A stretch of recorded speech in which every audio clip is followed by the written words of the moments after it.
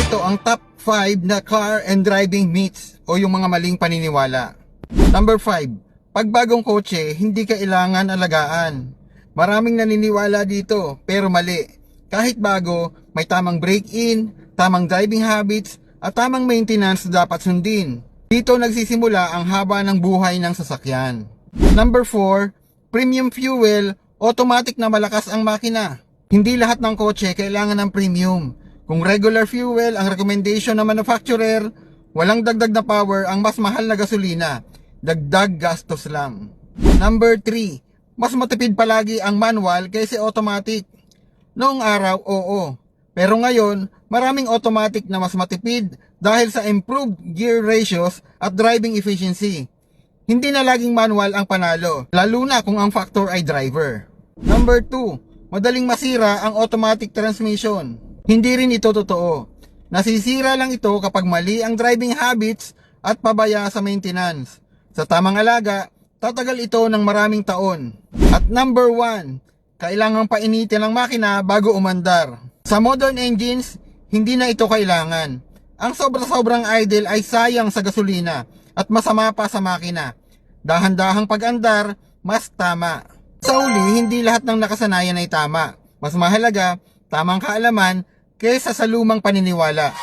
Drive smart, drive safe. Yun lang mga tol, maraming salamat sa panonood. Sana nakatulong ang video na ito. See you in my next video. 5 tips kung paano makaiwas sa aksidente kahit hindi ikaw ang may kasalanan. Simulan natin sa number 5. Number 5, huwag umasa na susunod sa batas ang lahat. Kahit ikaw ang tama, may mga driver na biglang liliko, hihinto o sisingit. Kaya laging mag-iwan ng allowance para sa pagkakamali ng iba. Number 4, panatilihin ang tamang following distance. Maraming aksidente ang nangyari dahil kulang sa preno space. Kapag may sapat na distansya, may oras kang umiwas kahit biglang nagkamali ang nasa unahan. Number 3, iwasan ang blind spots. Huwag magtagal doon. Kung hindi mo sila nakikita sa salamin, malamang hindi ka rin nila nakikita. Lumipat ng lane ng mabilis at malinaw, hindi dahang-dahang dikit. Number 2, basahin ang galaw ng kalsada, hindi lang ng sasakyan. Tingnan ang brake lights sa malayo, galaw ng motorsiklo, pedestrian sa gilid, at biglang bukas ng pinto. Ang alertong driver ay mas bihirang masangkot sa aksidente. At ang number 1, manatiling kalmado at huwag pumatol. Road rage at pagmamadali ang madalas na dahilan ng aksidente. Kahit ikaw ang nasa tama, mas mahalaga ang makauwi ng ligtas kaysa makipag-argue sa kalsada. Sa huli, ang pag-iwas sa aksidente ay hindi lang tungkol kung sino ang tama, kundi kung sino ang handang umiwas. Drive smart, drive safe. Yun lang mga tol, maraming salamat sa panonood. Sana nakatulong yung video na ito. See you in my next video. Narito ang top 5 defensive driving tips sa city man o highway driving. Umpisa natin sa number 5. Huwag mag-assume na tama ang gagawin ng ibang driver. Sa city man o highway, laging isipin na pwedeng may magkamali. Kapag handa ka, mas may oras kang umiwas. Number 4, panatilihin ang tamang following distance.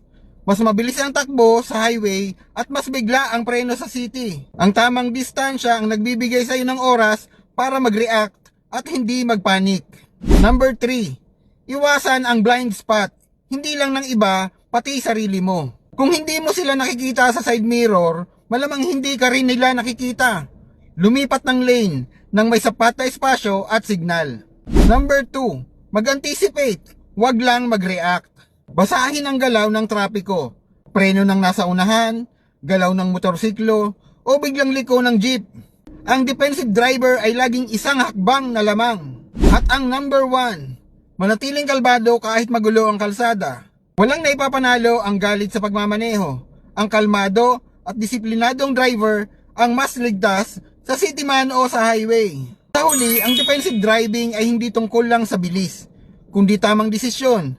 Kung uuwi ka ng ligtas, panalo ka. Yun lang mga tol, maraming salamat sa panonood. Sana may natutunan kayo sa video na ito. See you in my next video.